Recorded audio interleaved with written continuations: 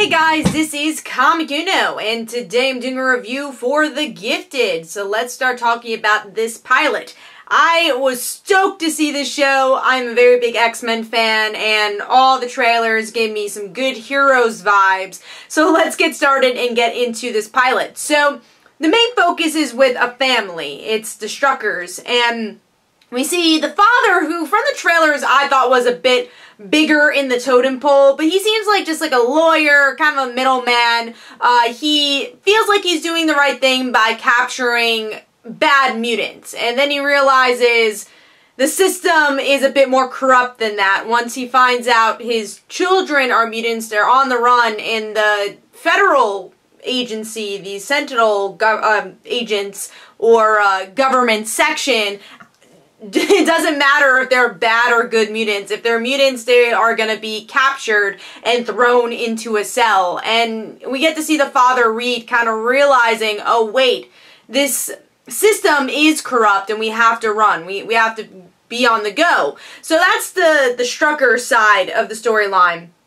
Then we get to see our other fugitive X-Men, lesser known X-Men like Blink. Polaris is not lesser known, but maybe less mainstream. And then Thunderbird, who are part of the other section of these mutants. And by the end of the episode, they do come together, and their plan is to bring the kids to Mexico. That way it's lesser law, but they do get stuck. And the cliffhanger of the episode is that everyone's able to escape except Reed, who's the father. So it looks like he's going to be captured and be hanging out with Polaris, who was captured earlier in the episode and who was also pregnant.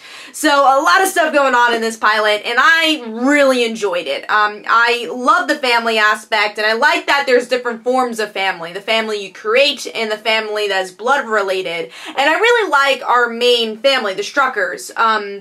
Hope I'm pronouncing their last name right, but I definitely enjoyed them the most because you see them as a real family. Even though they, have different point of views on things, because this is happening, they're fighting together to try to survive. And I especially like the girl where she, the young teen who felt like she had to hide her powers for 3 years. So she is a bit advanced with her abilities, but I do wonder where that story is. Like, how did she hide it? Did she tell any of her friends? Because the first episode, or the first couple of moments, we see that she has a boyfriend. So I wonder, like, what was that story like? I don't know if we'll actually get it. I think they're going to be dealing with the more government-y plot, but that definitely is the anchor of the show, is the family. And seeing humans fighting for mutants and vice versa, at least from the two parents. Maybe that will expand more as the show goes on, mixing humans with mutants. But right now, it definitely is more mutants sticking together. The two parents are just kind of in for the ride because of their kids. And I really enjoy the kids. I said I like the girl, but I like the boy too. We get to see this bullying arc, which was really interesting, and him definitely being a more powerful mutant, but just not being able to control his powers. And I don't know exactly what his powers are. It looks like maybe telepathic, maybe earthquakey, I don't know. I was a little confused. It looked more telepathic type powers. So, really like their relationship, especially the brother and sister relationship. But yeah, the family in general is great. And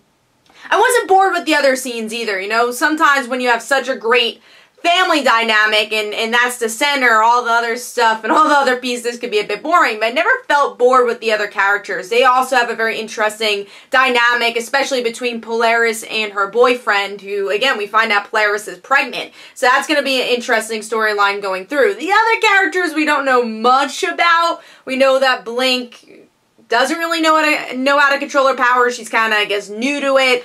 Thunderbird, we don't know much about him either besides his powers. That's all we really know. So hopefully as the show goes on, we learn a bit more about them. And I guess we're going to learn more about the government agents as a whole too, because, they're kind of the stereotypical government agents right now. But hopefully as the show goes on, they also get some character. So overall, I thought this was a very solid pilot that explains the world of mutants. I think they put in a very real scenario, which I enjoyed. Very modern scenario. So I thought that was very well done. I really like how they bring up the subject of mutants, especially in the beginning where they're talking about social study class, and how even the brother, who wasn't a mutant at that time, how he talked about mutants. So you really get to see how the world views mutants just from this pilot. I will say they did get their powers a little bit differently. So in the comics, usually it's like it takes a little while to get your powers, and you get headaches and things like that. It looks like in the show it's more about stress, so I wonder, is it always just teens getting powers like in the comics, or is it gonna be different in the show? And there are references to the X-Men world. You even have like a little tease of the X-Men 90s theme song as a ringtone. I thought that was cool. And they do mention the war of the X-Men and the Brotherhood, I guess, that they're trying to talk about why the X-Men and Brotherhood don't exist anymore. So we know why people don't like mutants, because they were fighting each other. So I did like that they building that part of the world. So like I said, I thought it was a really solid pilot. There's some nice twists and turns. It leaves you on a nice cliffhanger, and I'm definitely invested in these characters to want to watch more and actually be excited to watch more. But let me know in the comments below what you thought, and let me know if you'd like me to continue to review The Gifted. I think I probably will. I'll probably review Supergirl and The Gifted every Monday, but please let me know if you'd like me to continue. So this is Comic Uno, and don't forget to follow me on Twitter. Don't forget to like my Facebook page. Also, description below, there are links to my comic book, Like Father, Like Daughter. And don't forget to like the Facebook page of Like Father, Like Daughter. And I'll see you guys later. Bye.